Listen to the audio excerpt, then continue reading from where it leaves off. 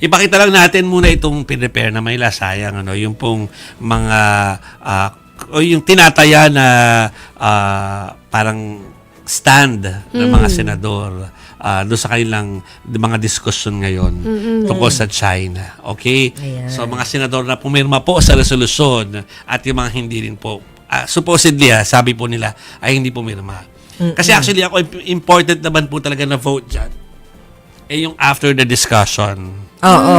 Tapos, mapagbobotohan yung resolution. So, we're waiting for that. Pero ito yung parang stand nila before the discussion. Oo. So, inaano lang natin yan. Nilalatag natin kasi baka biglang isa dyan, magreklamo na naman sa mga sa mga kinauukulan natin dito. No? Pero yan po kasi ang mga lumalabas. Ha? Oo.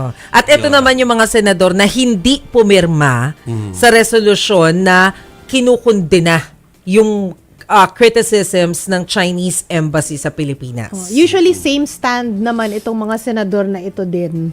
Oo. Itong mga ayan. Oo. Well, expected naman din. Correct. So, nagkakaroon lang po ng implikasyon yung stand na yan ng mga senador before po sila mag-discuss na formally tungkol sa issue at sa resolution na final ni Senator Kiko kanina.